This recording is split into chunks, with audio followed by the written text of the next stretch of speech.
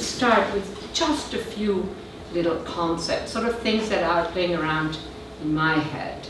And that is that globalization, economic, cultural, legal, all these informal, has really meant that on the economic side, that cities can become platforms that can deal directly with actors in other cities across borders. You do not have to go through national governments. Culturally, the new technologies, the whole ethos of an epoch, the same thing. Like a sense and then finally, when the premier of some country comes to the US or whatever it might be, they don't come to the US.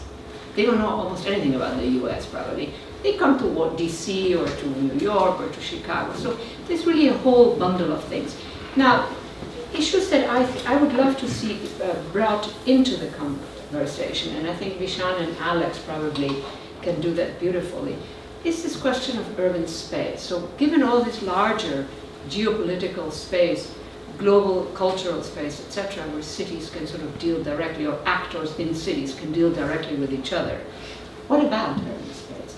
So it seems to me, just to bring in a couple of trends, one of the things is that I think the challenge for these types of cities that we're really talking about is how to keep a certain level of indeterminacy in urban space. We have a massive sort of impulse towards over-determining urban space. Huge mega projects, So it's not just that the position of cities in this global particular set of spaces is changing. It's that also urban space, I think, is under threat. Now, I think of cities as, one way of putting it, as complex but incomplete systems. And in that mix of complexity and incompleteness lies their capacity, if you want, to keep reinventing themselves, to outlive other more formal systems. All kinds of kingdoms and firms and I don't know what all. And so when I speak about indeterminacy, this kind of very strong feature of cities that enables also, I would argue, those without power to have, not to be empowered ipso facto, but to experience their powerlessness as a complex condition. They can make something. This possibility in urban space that the powerless can make. So the example that I like to think of is take 500 people on a California farm, 500 immigrants on a California farm. They can stand there, do whatever.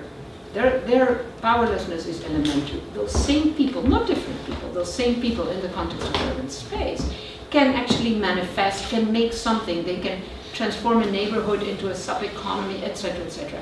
So this capacity for cities to also enable the powerless to become makers of histories, of politics, of subcultures, etc. And hence, when I then look back at how we are developing, in quotation marks, our urban space, with a strong tendency of mega projects, those are totally overdetermined spaces then. More and more private property on a higher scale.